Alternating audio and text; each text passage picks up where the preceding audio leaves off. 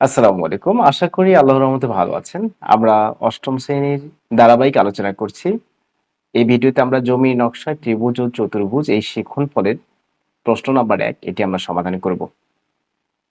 আপনি যদি শুরু থেকে শেষ পর্যন্ত না দেখেন তাহলে কিন্তু বুঝবেন না। আমরা খুবই সহজভাবে আলোচনা করব এটি যাতে বুঝতে সুবিধা হয়। তো বলছে যে চিত্র কয় মানে এই যে চিত্রটা যে দেওয়া আছে এই চিত্র কয়ে প্রদত্ত আকৃতি পরিমাপের ক্ষেত্রে কিভাবে সমকোণী ত্রিভুজের বৈশিষ্ট্য ব্যবহার করবে? কিভাবে সমকোণী ত্রিভুজের বৈশিষ্ট্য ব্যবহার করবে? সমস্যাটি সমাধান করো এবং পিথাগোরাসের উপপাদ্য কিভাবে সাহায্য করলো যুক্তি দাও। তার মানে এই সমকোণী ত্রিভুজের এখানে বৈশিষ্ট্য ব্যবহার করতে হবে আর পিথাগোরাসের উপপাদ্য এখানে কিভাবে সাহায্য করেছে এই যুক্তিটা আমাদেরকে দিতে হবে। এবং ফিনিশিং এ একটা বিষয় বলেছে যে এডি সমান 12 সিএম হলে বিসি এর দৈর্ঘ্য নির্ণয় করো। এই যে ওকে, বিষয়টা ক্লিয়ার। এই যে বি থেকে সি এর যে ডিসটেন্স এই ডিসটেন্সটা কিন্তু এখানে বের করতে বলছে। এই যে বি থেকে সি, এখন বি থেকে সি বের করতে গেলে আপনাকে অবশ্যই এই যে এইটুকু লাগবে, আপনার বিডি লাগবে, আবার কি লাগবে এখান থেকে ডি থেকে সি অর্থাৎ সিডিও লাগবে। তার মানে এই দুইটা যখন আপনি পাবেন তখনই কিন্তু আপনি এই বি থেকে সি এর দৈর্ঘ্য অর্থাৎ বিসি এর দৈর্ঘ্য আপনি বের করতে পারবেন। হুম, তো আমরা শুরু করব। প্রথমত একটা কথা আমরা লিখবো এখানে, আমরা আমাদের আমরা খুব লং ভাবে করব না, শর্টকাট ওয়ে আমরা সমাধান করব। আমরা প্রথমত পিথাগোরাসের যে উপপাদ্যটা আছে এই পিথাগোরাসের উপপাদ্যের যে মেইন কনসেপ্ট আমরা কিন্তু জানি, যদি একটা ত্রিভুজ যদি হয়, একটা সমকোণী ত্রিভুজ যদি হয়, আমি যদি আপনাকে বলি যে ধরেন এটা একটা সমকোণী ত্রিভুজ, এটা একটা সমকোণী ত্রিভুজ, ধরে নেন এটা একটা সমকোণী ত্রিভুজ। তার এই সমকোণী ত্রিভুজের এই ভিতরে এই কোণটা কিন্তু 90 ডিগ্রি, এটা কিন্তু আমরা জানি। আর বাকি দুটো হচ্ছে সূক্ষ্মকোণ, বাকি দুটো সূক্ষ্মকোণ। এখন পিথাগোরাসের উপপাদ্য কি বলছে যে এটাকে আমরা নরমালি কি ধরি, অতিভুজ ধরি, তাই না? আমি যদি এগুলোকে নামকরণ করি, যেমন এটাকে এ দিয়ে দেই, এটাকে বি দিয়ে দেই, এটাকে সি দিয়ে দেই, তাহলে এখানে এসিটা হচ্ছে আমাদের অতিভুজ। ভালো করে খেয়াল করতে হবে, এসি কিন্তু আমাদের অতিভুজ। আর এ থেকে বি এটাকে আমরা নরমালি ভূমি ধরি। কি ধরি? ভূমি ধরি। এরপরে বি থেকে সি বা সি থেকে বি এই যে ডিস্টেন্সটা এই ডিস্টেন্সটাকে আমরা কিন্তু লম্ব ধরি। তার মানে সিবি হচ্ছে আপনার লম্ব। তিনটা বিষয় ক্লিয়ার। এখন পিথাগোরাস কি বলছে যে অতিভুজ স্কোয়ার সমান এই ভূমি স্কোয়ার মানে এবি স্কোয়ার প্লাস লম্ব স্কোয়ার মানে বিসি স্কোয়ার। এটা হচ্ছে পিথাগোরাসের উপপাদ্য। হুম, এখন পিথাগোরাসের উপপাদ্যটা আমরা কিভাবে ব্যবহার করব এটাই তো মেইন বিষয়। আমরা যদি দেখি যে এই পুরা ত্রিভুজটা এ বি এবং এসি এইটা হচ্ছে আমাদের 37 সিএম, এটা হচ্ছে আমাদের 37 সিএম। তাহলে দুটাই যদি 37 সিএম হয়, এর ভিতরে অর্থাৎ পুরাটা এবিসি ত্রিভুজ একটা সমদ্বিবাহু ত্রিভুজ আমরা ধরতেই পারি। কারণ যে ত্রিভুজের দুইটি বাহু সমান সেই ত্রিভুজকে আমরা কিন্তু সমদ্বিবাহু ত্রিভুজ বলি। আর যে ত্রিভুজের তিনটি বাহু সমান সেটাকে আমরা সমবাহু বলি। কোনোটাই সমান নয় তার মানে বিষমবাহু ত্রিভুজ বলি। আচ্ছা, তার মানে এ বি সি, তাহলে এ বি এবং এসি যেহেতু সমান, দুইটা বাহু সমান, সেহেতু আমরা এটাকে সমদ্বিবাহু ত্রিভুজই বলতে পারবো। হুম, এখন পিথাগোরাসের উপপাদ্য যদি আমরা ইউজ করতে যাই, তাহলে এই যে এডি কিন্তু হচ্ছে লম্ব, বিসি হচ্ছে ভূমি, মানে পুরো ত্রিভুজের কথা বলছি।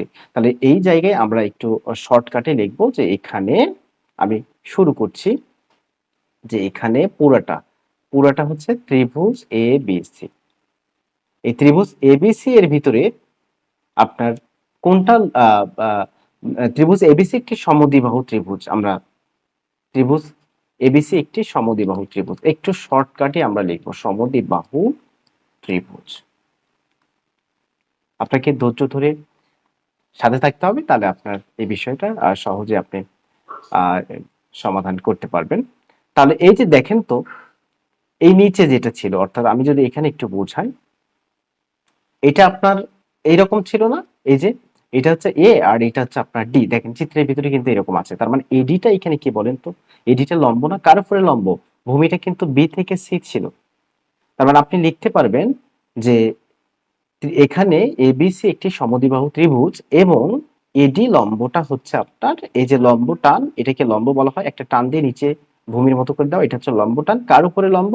বিসির উপরে লম্ব। একটু ছোট্ট এই কথাটা আমরা প্রশ্নের শুরুতেই লিখে ফেলব। এখন পিথাগোরাসের যদি সূত্র আমরা অ্যাপ্লাই করি, তাহলে আমাদেরকে যে কাজটা করতে হবে, এখান থেকে আমি যদি এটাকে অন্য কালার দিয়ে দেখাই যে এটাকে একটা সমকোণী ত্রিভুজ ধরতে হবে, এটাকে একটা সমকোণী ত্রিভুজ ধরতে হবে। অর্থাৎ এই যে এডিটা দুইটা ভাগে ভাগ করে ফেলেছে, তার মানে দুইটা ভাগে ভাগ করেছে মানে ত্রিভুজ এ বিডি। তাহলে ত্রিভুজ এ বিডি, তাহলে ত্রিভুজ এ বি ডি, এই ত্রিভুজ এবিটি এবিটি থেকে এবি কিন্তু আপনার কি হবে বলেন তো? এবি হবে আপনার অতিভুজ স্কোয়ার, অর্থাৎ অতিভুজ। এই যে কিভাবে আসলো পিথাগোরাস উপপাদ্য, এটা আমাদের আপাতত বোঝার সময় নাই বা প্রয়োজনও নাই। আমরা নর্মালি জানি যে পিথাগোরাসের উপপাদ্য অতিভুজ স্কোয়ার মানে এটা একটা বর্গক্ষেত্র আঁকাতে হবে। এখানে একটু হিস্ট্রি আছে যে প্রত্যেকটা বাহুর উপরে মানে লম্ব, অতিভুজ, ভূমি প্রত্যেকটার উপরে একটা বর্গক্ষেত্র আঁকাতে হবে। বর্গক্ষেত্র আঁকানোর পরে এটা আসলে আমরা যখন নবম দশম শ্রেণীতে পড়বো তখন কিন্তু এটার ব্যাখ্যা সহকারে একটা উপপাদ্য আমরা পেয়ে যাব। হুম, যে এই কি পিথাগোরাসের উপপাদ্য যে বিষয়টা, যেমন এর উপরে যদি একটা বর্গক্ষেত্র আঁকায় মানে অতিভুজের উপরে যদি একটা বর্গক্ষেত্র দিয়ে দেই, তাহলে বর্গক্ষেত্রের ক্ষেত্রফল মানে কি? বাহু স্কোয়ার, তার মানে এসি স্কোয়ার হয়ে যাবে। আবার ভূমিতে যদি একটা বর্গক্ষেত্র দিয়ে দিই, এবি এর সমান করে যদি এবি বাহুর সমান করে যদি চারটা বাহু একে আমরা বর্গক্ষেত্র তৈরি করি, সেই ক্ষেত্রে এবি স্কোয়ার হয়ে যাবে। এভাবে একটা উপপাদ্য আমাদের আছে, এটা আমাদের প্রয়োজন নাই। আবার বিভিন্ন সমাধানে কিন্তু ওই কথাটাও দেওয়া আছে, ওটা আমাদের প্রয়োজন নেই, আমরা এইভাবে সমাধান করব।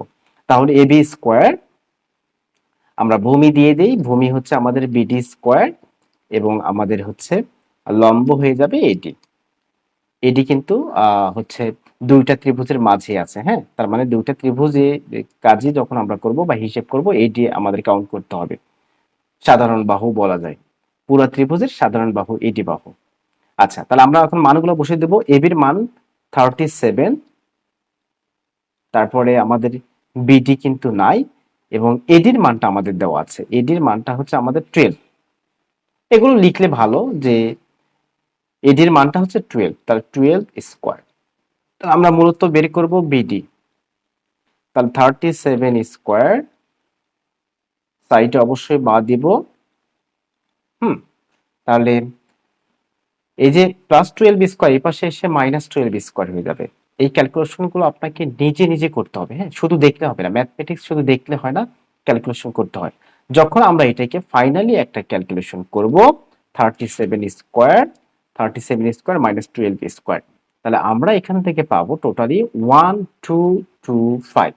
আমি এটাকে ভেঙে না লিখে একবারে করে ফেললাম, বিডি স্কোয়ার। আপনি ভাঙবেন, আরেকটা লাইন আপনি করবেন 37 স্কোয়ার, দেখবেন কত হয়, 12 স্কোয়ার কত হয়, এটা দেখে আপনি বিয়োগ করবেন, এটাই পাবেন 1225। এরপরে দেখেন এই যে স্কোয়ারটা এই পাশে কি হয়ে যাবে বলেন তো? স্কোয়ার হয়ে যাবে √1225।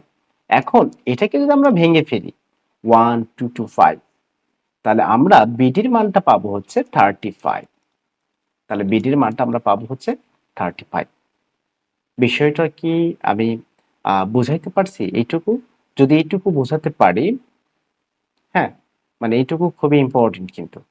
অনুরূপ ভাবে আমরা যে কাজটা করব, এই ত্রিভুজের ভিতরে অর্থাৎ এই ডান পাশে যে ত্রিভুজটা আছে এ ডিসি বা এসিডি, এটারও বের করে ফেলবো। আমাদের তো বিসি বাহুর দৈর্ঘ্য লাগবে, তাই না? এই জন্য কিন্তু এই কষ্টটা করা।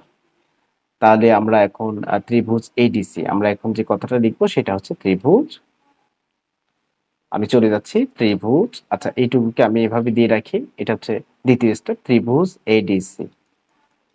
এডিসি হতে একইভাবেই লিখবো এসি স্কোয়ার, এসি স্কোয়ার সমান ভূমি, ভূমি মানে হচ্ছে সিডি স্কোয়ার প্লাস লম্ব মানে হচ্ছে এডি স্কোয়ার। তাহলে এখানে যখন আমরা মানগুলো বসাবো, এসির মান তো হচ্ছে আপনার 37ই, 37 স্কোয়ার সমান সিডি হচ্ছে বের করব, আমরা সিডি বের করব। এরপরে হচ্ছে এডি দেওয়া ছিল আমাদের 12।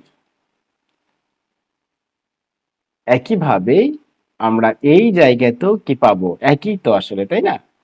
তাহলে 37 স্কোয়ার -12 স্কোয়ার সিডি স্কোয়ার। ওকে, এখন এটাকেও ক্যালকুলেশন করার পরে আমরা সিডির মানটাও পাবো হচ্ছে এই রুট করার পরে একই প্রসেসে আমরা 35 পাচ্ছি। তাহলে আমরা এখন বিসি পেয়ে যাব। তাহলে অতএব আমরা লিখবো যে বিসি সমান সিডি প্লাস বিডি। কারণ এই যে ধরেন এটা হচ্ছে বি থেকে সি আর এই মাঝে হচ্ছে ডি, তার মানে এই দুটাকে যোগ করলে আমরা বি থেকে সি এর মানটা পাবো, বি থেকে সি এর দূরত্ব পাবো। তাহলে 35 প্লাস 35, তাহলে 70। তাহলে রেজাল্ট কিন্তু আমরা পেয়ে গেছি। হ্যাঁ, তাহলে এখন কথা হচ্ছে স্যার এখানে অনেক কিছুই বললো, আপনি শুধু বিসির মানটা বের করে দিলেন। সমকোণী ত্রিভুজের প্রদত্ত আকৃতি পরিমাপের ক্ষেত্রে কিভাবে সমকোণী ত্রিভুজের বৈশিষ্ট্য ব্যবহার করবে, সমস্যাটি সমাধান করো এবং পিথাগোরাসের উপপাদ্য কিভাবে সাহায্য করলো যুক্তি দাও। আমরা এই কথাগুলো একটু লিখতে পারি। ওই যে বিশেষ নির্বাচন যেটাকে বলা হয় যে এডি লম্ব বিসি, একটু শুনে নেবেন। এডি লম্ব বিসি ত্রিভুজ এবিডি ও ত্রিভুজ এসিডি উভয়ই সমকোণী ত্রিভুজ, এই কথাগুলো একটু লিখতে হবে। উভয়ে ত্রিভুজেরই উচ্চতা কিন্তু আমরা এডি পেয়েছি, এই কথাটা লিখবো। উভয় ত্রিভুজের উচ্চতা এডি এবং অতিভুজ জানা আছে। অতিভুজ জানা আছে মানে কি 37, যে এটা এ বি আর হচ্ছে এসি, এটা আমাদের জানা আছে। পিথাগোরাসের সূত্রের সাহায্যে আমরা ভূমি পরিমাপ করে সমস্যাটি সমাধান করতে পারি।